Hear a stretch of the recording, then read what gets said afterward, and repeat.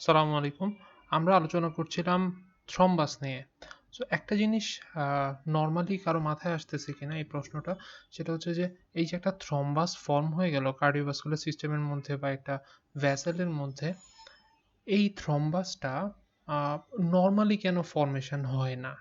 মানে নরমালি আমরা তো জানি যে অ্যা একটা ব্লাড ভেসেলের ভিতরে হঠাৎ করে কোন ইনসিডেন্স এর কারণে আ থ্রম্বাস ফরমেশন হয়? নরমালি কেন থ্রম্বাস ফরমেশন হয় না?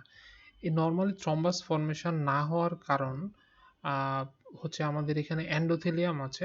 এন্ডোথেলিয়ামের একটা গুরুত্বপূর্ণ রোল আছে থ্রম্বাস ফরমেশন না হওয়ার জন্য, না হতে দেওয়ার জন্য।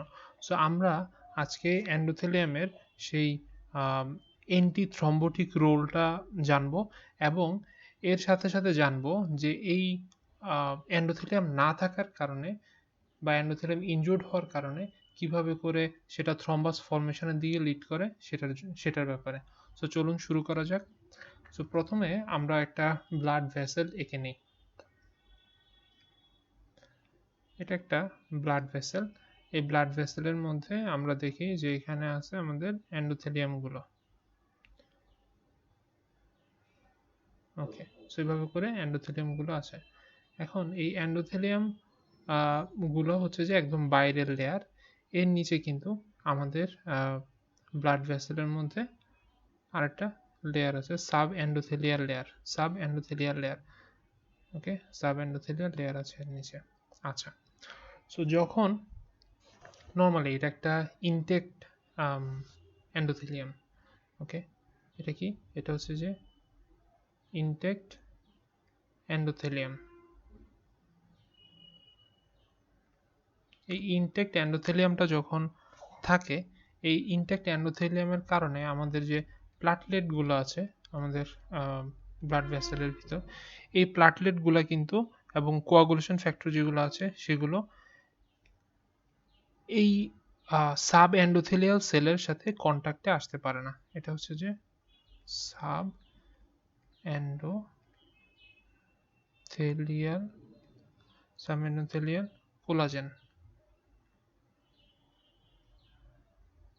সো এই আ প্ল্যাটলেট সাব এন্ডোথেলিয়াল কোলাজেনের সাথে যখনই কনট্যাক্টে আসবে, তখনই কিন্তু থ্রম্বাস ফরমেশন স্টার্ট হয়ে যাবে।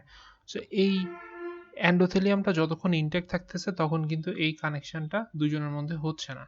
ফলে এই ইনট্যাক্ট এন্ডোথেলিয়াম ১ নাম্বার কথা হচ্ছে যে এটা সেপারেট রাখে।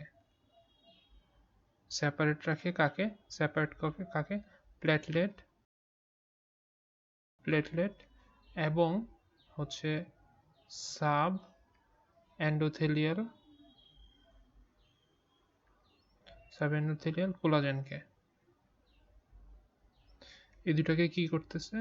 সেপারেট করতেছে কিন্তু আমাদের এই ইনটেক্ট এন্ডোথেলিয়াম। ফলে যখন প্ল্যাটলেট এর কনট্যাক্টে আসতেছে না, থ্রম্বাস ফরমেশন হচ্ছে না।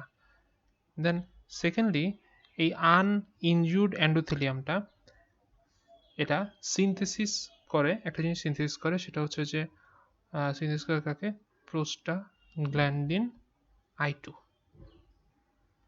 প্রোস্টাগ্ল্যান্ডিন I2 এর নাম হচ্ছে, এটার আরেকটা নাম হচ্ছে যে প্রোস্টাসাইক্লিন।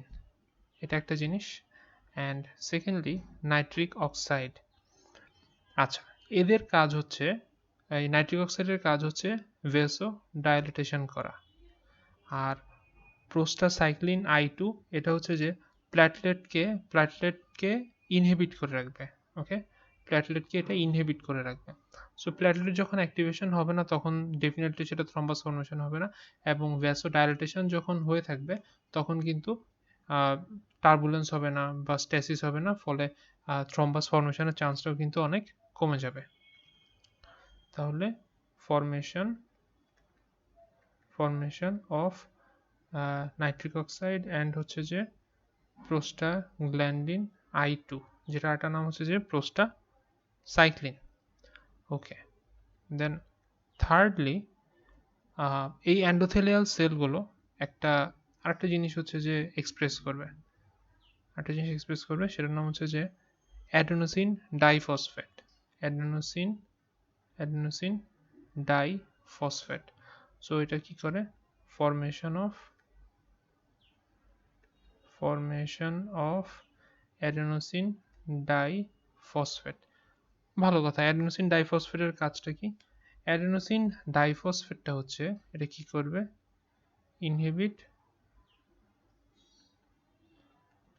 ইনহিবিট করবে প্ল্যাটলেট অ্যাগ্রিগেশন।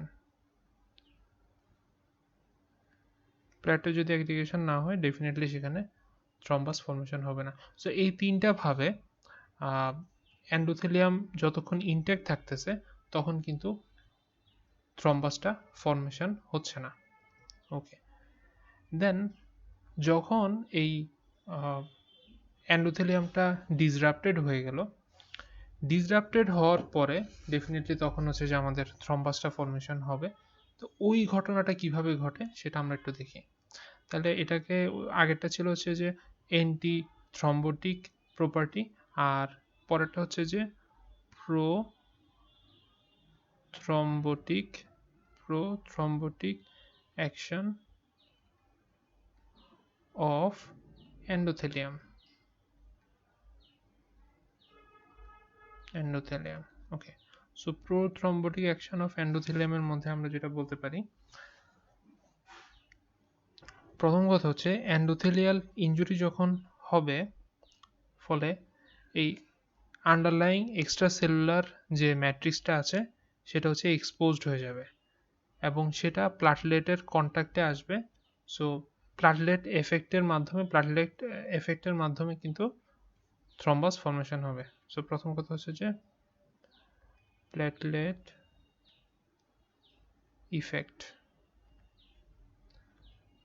ইফেক্টস। ওকে, 2 নম্বর কথা হচ্ছে প্রোকোয়াগুলেন্ট ইফেক্ট।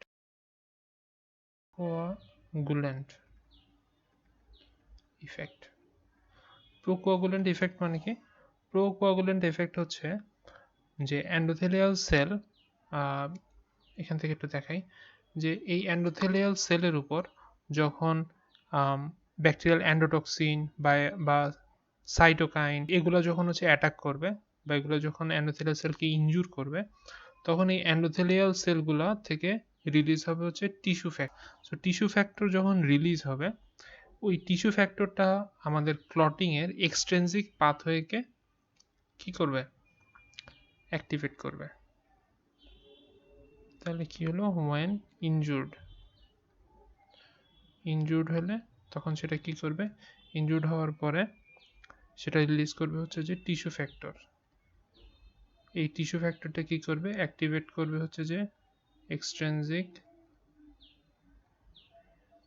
এক্সট্রেনজিক পাথওয়ে। সো ক্লটিং এ এক্সট্রেনজিক পাথওয়েটা ইনিশিয়েটেড হবে, সেটা ক্লট ফর্মেশন করবে। দেন থার্ডলি, অ্যান্টিফিব্রিনোলাইটিক ইফেক্ট।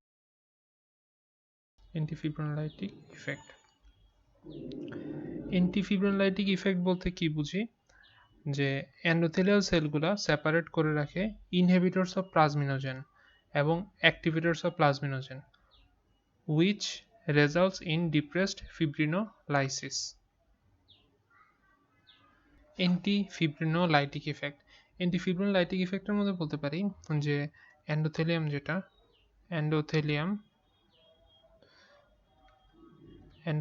কি করে? এন্ডোথেলিয়ামটা একটা জিনিস সিক্রেট করবে। কি সিক্রেট করবে? এন্ডোথেলিয়ামটা সিক্রেট করবে হচ্ছে plasminogen activator. Plasminogen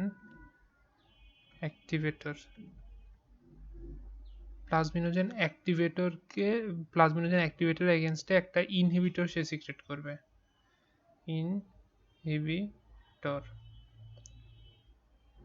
inhibitor of plasminogen অ্যাক্টিভেটরকে inhibit করে এমন একটা সাবস্টেন্স এন্ডোথেলিয়ামটা সিক্রেট করার কারণে তখন কি হতো? এই প্লাজমিনোজেনটা কি করতো? ফিব্রিনোলাইসিস করতো। এই ইনহিবিটরটা সিক্রেট হওয়ার কারণে ফিব্রিনোলাইসিসটা কি হবে? বন্ধ হয়ে যাবে। সো এটা হচ্ছে অ্যান্টিফিব্রিনোলাইটিক ইফেক্ট অফ এন্ডোথেলিয়াম। তাহলে পুরো আলোচনার একটা সামারি যদি বলি, একটা লাইনে যদি বলি, সেটা হচ্ছে যে অ্যান্টিথ্রম্বোটিক ইফেক্ট অফ এন্ডোথেলিয়ামের মধ্যে একটা জিনিস একদম পরিষ্কার, যতক্ষণ এন্ডোথেলিয়ামটা ইনট্যাক্ট থাকতেছে ততক্ষণ কোনোভাবেই থ্রম্বাসটা ফর্মেশন হচ্ছে না। ওকে। আর যখন আমরা প্রোথ্রম্বোটিক ইফেক্টটা দেখতেছি, তখন দেখা যাচ্ছে যে এই এন্ডোথেলিয়ামটা যখন হচ্ছে ডিসরাপ্টেড হচ্ছে, আমাদের প্লাটলেট এবং হচ্ছে কোলাজেন একসাথে হচ্ছে, তখন তখন কিন্তু এন্ডোথেলিয়ামটা একদম ডিফারেন্টভাবে অ্যাপ্রোচ করতেছে। প্লাটলেট আর ইয়েতে কোলাজেনকে একসাথে করে ক্লট ফর্মেশন করতেছে। আবার হচ্ছে যে টিস্যু ফ্যাক্টর রিলিজ করতেছে, যেটা এক্সট্রিনসিক পাথওয়েকে স্টিমুলেট করতেছে। আবার অ্যান্টিফিব্রিনোলাইটিক ইফেক্ট ফর্মেশন করতেছে কিভাবে? By secreting inhibitor of plasminogen activator, যেটা আল্টিমেটলি ফিব্রিনোলাইসিসটা করতে দিচ্ছে না। সো দ্যাটস হাউ এন্ডোথেলিয়াম খুব ক্রুশিয়াল একটা রোল কিন্তু প্লে করে থ্রম্বো থ্রম্বাসকে ফর্মেশন ইনহিবিট করার জন্য। আবার অন্যদিকে থ্রম্বাস যখন ফর্মেশন হয়ে যায়, তখন সেটাকে বা এন্ডোথেলিয়াম যখন ইনজুরড হয়ে যায়, তখন সেটাকে কন্টিনিউ করার জন্য। So thank you. So hope to see you in the next video. Till then, আসসালামু আলাইকুম।